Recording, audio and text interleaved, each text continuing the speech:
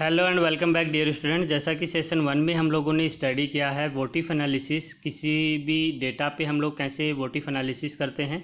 जो आपके पास available data होता है, कंसोलिडेटेड डेटा होता है, उसमें सब टोटल्स कैसे क्रिएट करते हैं, सिनेरियो की हेल्प से हम लोग कैसे वोटिफ एनालिसिस करते हैं, और उसी के रेस्पेक्टिव आपके पास एक और ऑप्शन होता है मल्टी ऑपरेशन, उसको कैसे यूज़ किया जाता है। साथ ही जो गोल सिक का ऑपरेशन होता है वो कैसे हम लोग अपने डेटा पे इम्प्लीमेंट करते हैं। और गोल सिक में सिर्फ हम लोग एक ही वेरिएबल को आइडेंटिफाई करते हैं, एक से ज़्यादा वेरिएबल होता है तो हम सॉल्वर टूल का यूज़ करते हैं। ये सब हम लोगों ने यूनिट 2 के सेशन 1 में डिस्कस किया था। सो उसको जो लास्ट वीडियोज़ हम लोगों ने इस पर बनाए हैं उनको आप अच्छे से देखिए। किसी भी वीडियो में कोई डाउट आपको आता है तो आप कमेंट बॉक्स में लिख के मेरे से पूछ सकते हैं। आज हम लोग स्टडी करने वाले हैं सेशन 2 आपका जो है यूनिट 2 का। उसमें कैसे हम स्प्रेडशीट में डेटा को लिंक कर सकते हैं, या फिर आपके पास डिफरेंट वर्कबुक है, यानी कि एक से ज़्यादा वर्कबुक है, एक से ज़्यादा स्प्रेडशीट आपके पास है, उसमें हम लोग डेटा को कैसे लिंक कर सकते हैं, सेल्स को कैसे लिंक कर सकते हैं, वो आज हम लोग देखेंगे। ये कॉन्सेप्ट जो है आपका स्प्रेडशीट में एक्चुअल में क्या होता है, आपके पास एक वर्कबुक होती है और उस वर्कबुक के अंदर आप देखेंगे यहाँ पे बॉटम में शीट 1 लिखा होता है, और उस शीट 1 के आगे एक प्लस का साइन होता है। उस प्लस के साइन पे क्लिक करके आप नई शीट क्रिएट कर सकते हो, यानी कि शीट 1, शीट 2, शीट 3, इस तरीके से आपके पास शीट्स होती हैं। और आप डिफरेंट शीट्स में अपना डेटा जो है आइडेंटिफाई करने के लिए कि कौन सा रेस्पेक्टिव, जैसे सब्जेक्ट वाइज आप डेटा कलेक्ट कर रहे हैं, तो मैथ्स का एक शीट में आपने डेटा ले लिया सभी स्टूडेंट्स का, दूसरी शीट में आपने इंग्लिश का ले लिया, तीसरी शीट के अंदर आपने मैथमेटिक्स का ले लिया, और फोर्थ शीट में आपने आईटी का ले लिया। सो ये आपके पास जो डेटा अवेलेबल है डिफरेंट शीट्स में, उनका अगर हम लोग यूज करना चाहते हैं इन ए सिंगल शीट, यानी कि इन सब के बाद हम लोग टोटल क्रिएट करना चाहते हैं सभी सीट्स का, देन उस टोटल सीट के अंदर आप अगर जो आपके रेस्पेक्टिव सीट्स हैं, सब्जेक्ट वाइज जो सीट आपने क्रिएट की हैं, उनको कैसे यूज किया जाए, उस डेटा को कैसे यूज किया जाए, वो हम लोग सीखेंगे आज। सो करना क्या है आपको, सिंपल, आपका जो स्प्रेडशीट होता है वो उसमें आपके पास फैसिलिटी होती है सेल्स को लिंक करने की, यानी कि आपके पास जो डिफरेंट वर्कशीट्स होती हैं उनके डेटा को हम समराइज़ कर सकते हैं किसी एक पर्टिकुलर सीट के अंदर। और उसके लिए जैसे आप फॉर्मूला यूज करते हैं, और फॉर्मूला में आप डिफरेंट सीट्स की कैलकुलेशन जब करते हैं तो उसमें कैसे यूज करते हैं उन सेल्स को जो आपके पास अलग अलग सीट्स में अवेलेबल हैं। नाउ उसके लिए हमें करना क्या होगा, देखिए सबसे पहली बात कि आपको पता होना चाहिए कि आपकी मल्टीपल सीट हैं, उनको आइडेंटिफाई कैसे करते हैं। और उसके लिए जैसा कि मैंने बताया, आपकी हर एक वर्कबुक के अंदर बॉटम में आपके पास सीट का नाम अवेलेबल होता है, और बाय डिफ़ॉल्ट जो आपकी सीट का नाम होता है वो शीट 1 होता है। यहाँ पे देख सकते हो आप, इस तरीके का आपको इंटरफेस नज़र आता है जब बॉटम में आप देखते हैं। सो आपकी बाय डिफ़ॉल्ट सीट होती है शीट 1, और ये प्लस साइन जो होता है इस पर क्लिक करके आप नई सीट आप अपने वर्कबुक के अंदर इंसर्ट कर सकते हैं। जैसे ही आप एक से ज़्यादा सीट यहाँ पे आप यूज कर रहे होते हैं तो ये दोनों बटन भी एक्टिव हो जाते हैं। ये आपको डायरेक्ट फॉरवर्ड करने के लिए होता है, और ये बैकवर्ड, यानी कि सीट 2 पे जाना है देन आप इस बटन पे क्लिक करेंगे, और सीट 2 से वापस सीट 1 पे आना है तो इस बटन पे क्लिक करेंगे। या फिर आप डायरेक्टली सीट 1 और सीट 2 को माउस से क्लिक करके भी आप यूज कर सकते हो, यानी कि स्विच कर सकते हैं एक सीट के से दूसरे सीट के अंदर। नाउ नई सीट इंसर्ट करने का एक तो ये तरीका मैंने आपको बताया कि आप प्लस साइन पे क्लिक कर सकते हो। दूसरा आपके पास जो ऑप्शन होता है वो आप इंसर्ट में जाएंगे, और इंसर्ट में इंसर्ट सीट का ऑप्शन आपको मिलेगा। देखिए यहाँ पे जो आपके पास होम में जो इंसर्ट बटन होता है, उस इंसर्ट बटन पे जब आप क्लिक करते हो तो सबसे लास्ट ऑप्शन आपका होता है इंसर्ट सीट का। इंसर्ट सीट पे क्लिक करेंगे तो आपके पास सीट 1 है बाय डिफ़ॉल्ट, और जैसे आप क्लिक करेंगे तो सीट 2 यहाँ पे अवेलेबल हो जाएगी आपके पास। तो इस तरीके से भी आप सीट को इंसर्ट कर सकते हो। दूसरा, आप अगर अपनी सीट को रीनेम करना चाहते हैं, ये बाय डिफ़ॉल्ट आपकी सीट्स का नाम क्या आता है, सीट 1, सीट 2 एंड सीट 3, लेकिन ये आपको आइडेंटिफाई नहीं करता है क्योंकि आप कोई पर्टिकुलर डेटा किसी बारे में डेटाबेस उसका बना रहे हैं। तो वो किस बारे में आपका डेटा है, अगर आप उसके रेस्पेक्टिव नाम अपनी सीट को देते हैं तो ज़्यादा आसान होता है आपके लिए किसी भी डेटा को आइडेंटिफाई करना कि किस सीट में कौन सा डेटा आपका अवेलेबल है। फॉर एग्जांपल आप सेल्स का रिकॉर्ड रख रहे हैं, तो सेल का रिकॉर्ड आप मंथ वाइज रख रहे हैं, तो आप फर्स्ट को लिखेंगे जनवरी, फरवरी, मार्च, इस तरीके से आप नाम देंगे सीट्स का कि जनवरी का डेटा आपको जनवरी वाली सीट में मिलेगा, फरवरी का डेटा आपको फरवरी वाली सीट में मिलेगा। तो इस तरीके से आप अपनी सीट को रीनेम कर लेते हैं कि किस बारे में आपने डेटा एंटर किया है। नाउ अगर सब्जेक्ट के बारे में किया है तो आप सीट्स को नाम सब्जेक्ट वाइज दे देते हैं, जैसे इंग्लिश है, मैथ है, सोशल साइंस है, आईटी है, ठीक है। नाउ करना क्या है उसके लिए, रीनेम करने के लिए एक तो आपके पास ऑप्शन होता है कि आप इस पर डबल क्लिक कर दीजिए, जहाँ पे आपका सीट 1 ऑप्शन होता है वहाँ पे आप अपने माउस से डबल क्लिक करेंगे और डबल क्लिक करते ही आपका हाईलाइट हो जाएगा ब्लू कलर में, और आप डिलीट की प्रेस करके नया नाम यहाँ पे लिख सकते हैं। दूसरा ऑप्शन आपके पास क्या होता है, आप इसको सेलेक्ट करेंगे, सेलेक्ट करने के बाद में उसका जो राइट क्लिक करेंगे उसके ऊपर, एक तो ये हो गया कि डबल क्लिक करके, दूसरा आप राइट क्लिक कीजिए। राइट क्लिक करने पे आपके पास जो नया कॉन्टेक्स्ट मेन्यू ओपन होगा उसमें एक ऑप्शन मिलेगा आपको रीनेम का। उस रीनेम बटन पे अगर आप क्लिक करेंगे, रीनेम ऑप्शन पे आप क्लिक करेंगे, देन आप उसकी सीट का नाम चेंज कर सकते हैं। नाउ थर्ड आपका ये है कि आप क्या कर सकते हो, जिस सीट को आपको रीनेम करना है उसको आप सेलेक्ट कर लें और सेलेक्ट करने के बाद फॉर्मेट मेन्यू बार में जाएं और वहाँ पे आपको सब मेन्यू ऑप्शन मिलेगा रीनेम ऑप्शन का, और उस रीनेम ऑप्शन को सेलेक्ट करेंगे तो आप अपनी सेल का, अपनी सीट का नाम चेंज कर सकते हैं अकॉर्डिंग टू योर आइडेंटिफिकेशन कि आप उसको किस नाम से आइडेंटिफाई करना चाहते हैं। तो ये तो बात हो गई कि अगर जो सीट आपके पास है उसको रीनेम कैसे किया जाए। नाउ क्रिएट और चेंज ए सेल रेफरेंस। देखिए सेल का रेफरेंस क्या होता है, हर एक सेल का पर्टिकुलर एक एड्रेस होता है, और वो एड्रेस कैसे आइडेंटिफाई करते हैं हम लोग, कॉलम फॉलोइंग बाय रो, यानी कि आपकी सीट के अंदर जो है कुछ ऐसे कॉलम होंगे ए बी सी डी और रो होंगी 1 2 3। नाउ अगर आप मैं कहूँ आपका ये पर्टिकुलर जो सेल है, इस सेल का एड्रेस क्या होगा, तो ये बी कॉलम में है और सेकंड रो में है, तो पहले हम कॉलम का नाम लिखते हैं और फिर रो का, यानी कि ये B2 सेल है। नाउ जो सेल का रेफरेंस है वो कैसे यूज करते हैं, फॉर्मूला लगा रहे हैं तो हम फॉर्मूला में जो वैल्यू है यहाँ की वो डायरेक्ट ना लिख के क्या लिखते हैं, सिर्फ सेल का नाम लिखते हैं, यानी कि सेल का रेफरेंस देते हैं कि उस सेल का रेफरेंस B2 है तो हम सिर्फ B2 लिखते हैं, जिससे वो यहाँ पे जो भी वैल्यू आपकी लिखी होती है उसको कंसिडर कर लेता है फॉर्मूला के अंदर। Now cell reference is referred to a cell or range of cells on a worksheet, can be used to find values or data that you want in your formula to calculate। जैसा कि मैंने अभी बताया आपको कि आपको अगर कोई फॉर्मूला में कोई वैल्यू चाहिए जो B2 सेल के अंदर लिखी है, तो हम उस सेल का रेफरेंस कैसे देते हैं, उसका सेल का एड्रेस हम लोग फॉर्मूला में पास करते हैं। जैसे सम का फॉर्मूला लिख रहे हैं तो सम के फॉर्मूला में हम लोग पास करते हैं जैसे A1 कोलन A8। इसका मतलब क्या हो गया कि A1 से A8 सेल तक, A1 A2 A3 A4 up to A8, यानी कि ये जो 8 सेल हैं उनके डेटा को मुझे क्या करना है, सम करना है, यानी कि वो रेस्पेक्टिव सेल्स को क्या कर देगा, ऐड कर देगा। तो ये आपका तरीका होता है कि आप अपनी सेल का रेफरेंस कैसे देते हैं, उस सेल का एड्रेस लिख के आप लोग ऐसा करते हैं। सो फर्स्ट ऑफ ऑल आप करते क्या है सेल रेफरेंस के लिए, डेटा फ्रॉम वन और मोर कंटिन्यूस सेल। वन और मोर कंटिन्यूस सेल का मतलब है कंटिन्यूस, जो लगातार होती हैं, लगातार जो सेल्स होती हैं उनको हम सेल रेंज बोलते हैं, और उसको कैसे लिखते हैं, A1 कोलन A5, ठीक है। A1 कोलन A5 ये कंटिन्यूस सेल को बताता है, यानी कि इनमें कोई गैप नहीं है, A1 A1 A2 A3 A4 A5 up to A5, यानी कि ये सारे 5 सेल्स का जो है वो सेल रेंज कहलाएगा। Now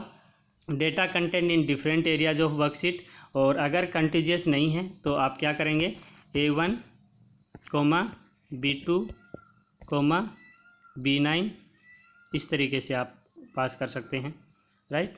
data on other worksheet in A same workbook, एक ही वर्कबुक के अंदर डेटा जो है, मैंने कहा कि एक ही वर्कबुक के अंदर आप बहुत सारी सीटें बना सकते हैं, सीट 1 सीट 2 सीट 3, तो अलग अलग सीट्स में अगर आपका डेटा है देन आप उसको कैसे एक्सेस करेंगे। यहाँ तक तो हम लोग बार बार यूज करते हैं, शायद आप लोगों को प्रॉब्लम नहीं होगी, लेकिन दूसरी सीट का डेटा अगर हमें यूज करना है, यानी कि हमारे पास मैथ का एक सीट है आपका साइंस का एक सीट है, आईटी का एक सीट है। 3 आप लोगों ने सीट बना रखी है, सीट 1, सीट 2, सीट 3। सीट 1 को आपने नाम दे दिया मैथमेटिक्स, सीट 2 को साइंस और सीट 3 को आईटी। नाउ आप सीट 4 के अंदर टोटल कैलकुलेट करना चाहते हैं और वो आप यूज करना चाहते हैं, इन सीट्स का रेफरेंस यहाँ पे यूज करना चाहते हैं क्योंकि आपको सम तीनों सब्जेक्ट का करना है। देन आप क्या करेंगे, आप वर्कशीट जो है,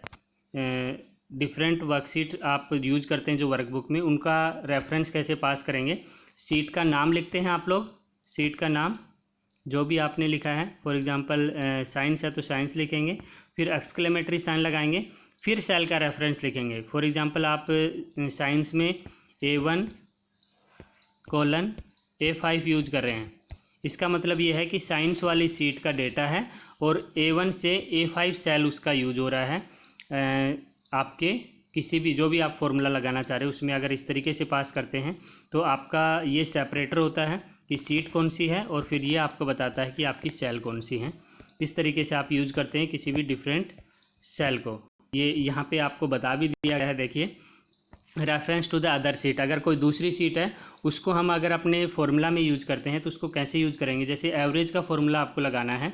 नाउ जैसा मैं साइंस का एग्जांपल दे रहा था वैसे ही कोई मार्केटिंग नाम की आपके पास क्या है, सेल है, सीट है, सॉरी, मार्केटिंग नाम की आपके पास सीट है और उस सीट के अंदर आप डेटा यूज कर रहे हो B1 से B10, तो उनके बीच में आप क्या लगाएंगे, एक्सक्लेमेटरी साइन लगाएंगे। तो यूज करने का तरीका क्या होता है, सेल रेफरेंस कैसे यूज करते हैं, फॉर्मूला आप जो भी इम्प्लीमेंट करना चाहते हैं फॉर्मूला लिखेंगे इक्वल्स टू करके, और उसमें जो वैल्यू पास करेंगे उसमें आप सीट का नाम लिखेंगे, ओके, सीट का नाम, एक्सक्लेमेटरी साइन लगाएंगे। एक्सक्लेमेटरी साइन आपको सेपरेट करता है कि किस सीट का डेटा है और उसमें सेल क्या होंगी वो आप एक्सक्लेमेटरी साइन के बाद में लिखेंगे, B1:B10। इसका मतलब क्या है, सीट 1 का डेटा है और उसमें सेल कौन सी यूज हो रही है, B1 से B10 सेल का आप एवरेज निकाल रहे हैं। इस तरीके से आप यूज कर सकते हैं किसी भी, यहाँ पे आप इसको इस तरीके से समझ सकते हैं, जो 1, 2 और 3 लिखा है ये फर्स्ट जो होता है वो सीट का नाम होता है, सेकंड नंबर जो है वो आपका सेल का, सेल रेंज या सेल आप कंटिन्यूस ना लेते हैं तो आप रैंडमली भी दे सकते हैं, और इनको सेपरेट करने के लिए एक्सक्लेमेटरी साइन आप यूज़ करते हैं। सो रेफ़र करने के लिए आपके पास यहाँ पे जो 3 पॉइंट है वो बताए हैं, जो मैंने अभी आपको कहा कि पहला आपका मार्केटिंग क्या है, सीट का नाम है, B1 से B10 ये आपकी सेल की रेंज है, और सेपरेट करने के लिए हम लोग क्या यूज़ करते हैं, एक्सक्लेमेटरी साइन यूज़ करते हैं। तो किसी भी फॉर्मूला, किसी भी सेल के अंदर जब हम फॉर्मूला लिखते हैं तो फॉर्मूला बार के अंदर लिखा जाता है फॉर्मूला, और इक्वल्स टू साइन से हमेशा फॉर्मूला स्टार्ट होता है, इक्वल्स टू साइन लगाएंगे, देन फॉर्मूला का नाम एवरेज है तो एवरेज लिखेंगे, और दूसरा अगर आपके पास सम है तो सम का लिखेंगे, काउंट है तो काउंट का, मैन, मीन, मैक्स, रेस्पेक्टिव जो भी आप फॉर्मूला यूज़ करना चाहते हैं वो लिखेंगे। देन आप क्या करना है, किस सीट में आपका डेटा है, यानी कि मार्केटिंग वाली सीट है तो उस मार्केटिंग वाली सीट पे टैब पे क्लिक करेंगे, उस सीट के ऊपर क्लिक करेंगे और फिर उस रेंज को आप माउस से सेलेक्ट कर लेंगे, B1 से B10 सेल सेलेक्ट कर लेंगे, सच दैट आपका जो फॉर्मूला है वो आपका डायरेक्टली इस तरीके से आपको फॉर्मूला बार में लिखा हुआ मिलेगा, जैसे यहाँ पे लिखा है वैसा ही आपको फॉर्मूला बार में आपको डिस्प्ले हो जाएगा। तो इस तरीके से हम लोग इसका यूज कर सकते हैं। दूसरा आपका आता है रेफरेंसिंग अदर सीट्स। अगर दूसरी सीट का आपको रेफरेंस देना है, जो अभी मैंने आपको समझाया, एक से ज़्यादा अगर आपकी सीट है तो उसको भी आप यूज़ कर सकते हो। और रेफरेंसिंग करने के लिए आप अपनी सीट का रेफरेंस देने के लिए 2 तरीके से यूज़ कर सकते हो। एक तो आप डायरेक्टली फॉर्मूला यूज़ कर सकते हो कीबोर्ड की हेल्प से, दूसरा माउस मेथड होता है कि माउस से आप डायरेक्ट क्लिक कर लीजिए उस टैब के ऊपर और टैब पे क्लिक करके आप उसको सेलेक्ट कर लीजिए रेस्पेक्टिव सेल्स को, ठीक है। सो इनका यूज कैसे करेंगे, देखिए यहाँ पे जैसे आपके पास डिफरेंट डेटा है रेस्पेक्टिव, जो टोटल सेल में हमें ये डेटा कैलकुलेट अगर करना है टोटल सेल का, ओके, और ये डिफरेंट सेल्समैन हैं और इनसे रिलेटेड अगर आपके पास में मंथ वाइज कोई डेटा है आपके पास, जनवरी, फरवरी, मार्च का, इस तरीके से देखिए यहाँ पे अलग अलग सेल्स है, जनवरी, फरवरी, मार्च, और यहाँ पे टोटल सेल का जो आपके पास सीट है इसमें आप क्या कैलकुलेट करना चाहते हैं, रेस्पेक्टिव मंथ्स का सेल आप करना चाहते हो according to the salesman. Now अगर बात करूं मैं अजय की, कि अजय का आपको सम करना है सभी मंथ्स का, उसका टोटल सेल सम करना है, तो आप देखिए कैसे करेंगे। जो यहाँ पे आप जो फॉर्मूला लगाएंगे वो फॉर्मूला क्या होगा, उस फॉर्मूला में आप रेफरेंस कैसे देंगे अलग अलग सेल का, आपको इक्वल्स टू साइन लगाना है, इक्वल्स टू साइन लगाएंगे। देन आप रेफरेंस देने के लिए आप क्या करेंगे, जनवरी शीट पे क्लिक करेंगे और उसका डेटा आप सेलेक्ट कर लेंगे कि कौन सा डेटा आपको लेना है। B2 सेल का डेटा लेना है क्योंकि B2 सेल में आपने अजय लिखा है, तो जनवरी कोलन B2, राइट। सो ये क्या बता रहा है, शीट का नाम क्या है, जनवरी, और एक्सक्लेमेटरी साइन इसको सेपरेट करने के लिए, और B2 सेल में किसका डेटा लिखा है, अजय का, इसलिए अजय का डेटा वो यहाँ से फेच करेगा। इन अ सिमिलर मैनर आप क्या करेंगे, कोमा करके फरवरी मंथ का, मार्च मंथ का, कि फरवरी एक्सक्लेमेटरी B2, मार्च एक्सक्लेमेटरी B2, इस तरीके से यहाँ पास करेंगे और एंटर कर देंगे। तो टोटल सेल आपका यहाँ पे दिखाई देगा अजय के, जो आपने कैलकुलेट किया है, यहाँ पे देखो टोटल सेल आ गया उसका रेस्पेक्टिव मंथ्स का। और ये यहाँ पे फॉर्मूला आप देख लीजिए यहाँ पे किस तरीके से लगा है, थोड़ा सा जूम कर देता हूँ मैं। Equals to sum January exclamatory B2 comma February exclamatory B2 comma March exclamatory B2, यानी कि देखिए ये अलग अलग सीट का डेटा है, इस सीट के अंदर कुछ भी नहीं लिखा हुआ, जो टोटल सेल वाली सीट है, सब अलग अलग सीट से हम लोगों ने डेटा फेच किया है। जनवरी सीट से B2 सेल को, फरवरी सेल से फरवरी जो आपकी सीट है उससे B2 सेल, और मार्च जो आपका सीट है उससे B2 सेल को हम लोगों ने लिया है, और उन तीनों का सम यहाँ पे शो कर दिया है कि उसकी 3 मंथ्स की टोटल सेल कितनी है, 6750, राइट। तो इस तरीके से हम लोग सेल को एज ए रेफरेंस यूज़ कर सकते हैं। सो कीबोर्ड से अगर करना है तो कीबोर्ड से भी आप डायरेक्ट कर सकते हो। आपको सिंपल क्या करना है, पहले आप यहाँ पे क्लिक करेंगे, फॉर्मूला लगाएंगे, इक्वल्स टू करके फॉर्मूला, और सम लिखने के बाद जब ब्रैकेट स्टार्ट होगा, इक्वल्स टू सम, और ब्रैकेट स्टार्ट होगा, देन आप क्या करेंगे, डायरेक्ट जनवरी मंथ में जाएंगे, और जनवरी मंथ में जाके आप B2 सेल पे क्लिक कर देंगे, तो ये अपने आप लिखा हुआ आएगा आपके पास में, जनवरी एक्सक्लेमेटरी B2। फिर कोमा लगाएंगे, फिर आप फरवरी सेल पे, फरवरी जो सीट है उस पर क्लिक करेंगे और उसकी B2 सेल को सेलेक्ट करेंगे, फिर आप कोमा लगाएंगे, फिर मार्च वाली पे टैब पे क्लिक करेंगे और B2 सेल को सेलेक्ट करेंगे और ब्रैकेट को बंद कर देंगे, एंटर कर देंगे, तो आपका ये फॉर्मूला अपने आप डिस्प्ले होगा। सिर्फ आपको क्या करना है, माउस से या कीबोर्ड की हेल्प से उसको सेलेक्ट करना है रेस्पेक्टिव सेल्स को। नाउ जो लास्ट ऑप्शन है आपका सेशन 2 से, कि आप हाइपर लिंक भी लगा सकते हैं, आप अपनी वर्कशीट के अंदर हाइपर लिंक का यूज़ कर सकते हैं। हाइपर लिंक हम लोग यूज़ करते हैं किसी भी डेटा के साथ, अगर कोई लिंक आप प्रोवाइड करना चाहते हो, फॉर एग्जांपल आप किसी वेब पेज का लिंक देना चाहते हो, आप किसी डॉक्यूमेंट को उसके साथ अटैच करना चाहते हो, तो आप हाइपर लिंक का यूज़ कर सकते हैं। उसके लिए आपको करना क्या होता है, अगर किसी भी डेटा के साथ, किसी भी सेल के साथ आप अगर कोई लिंक प्रोवाइड कर रहे हैं, तो आपको इंसर्ट टैब में जाना है, वहाँ पे लिंक ग्रुप होगा और आपको हाइपर लिंक सेलेक्ट करना है। इस तरीके का सिंबल आपका बना होता है ये, और ग्लोब का ऑप्शन होता है, ग्लोब का आइकन बना होता है। इस आइकन पे जब आप क्लिक करते हैं तो वो उस सेल के लिए आपका रेस्पेक्टिव जो हाइपर लिंक का डायलॉग बॉक्स है वो ओपन कर देता है, जिसमें आप डिटेल एंटर कर सकते हो, रेस्पेक्टिव डिटेल। ओके, दूसरा जो हाइपर लिंक है उसके लिए आप शॉर्टकट की का भी यूज़ कर सकते हो, इम्पोर्टेंट है, Ctrl+K का यूज़ कर सकते हो हाइपर लिंक लगाने के लिए। शॉर्टकट होता है किसी भी ग्राफिक्स या किसी डॉक्यूमेंट को आप अगर लिंक करना चाहते हो अपनी सेल के साथ, तो आप Ctrl+K प्रेस कर सकते हो। जैसे आप प्रेस करते हो इस तरीके का आपके पास ओपन हो जाता है नया विंडो, और इस विंडो में आप अगर कोई जो वेब पेज अगर इंसर्ट करना चाहते हो तो आप उसका URL यहाँ लिख सकते हैं। अगर आप कोई डॉक्यूमेंट अटैच करना चाहते हो तो आप वो भी कर सकते हो, ईमेल एड्रेस भी अटैच कर सकते हो, और फाइनली आप ओके बटन पे क्लिक कर देंगे तो वो आपकी सेल के साथ क्या हो जाएगा,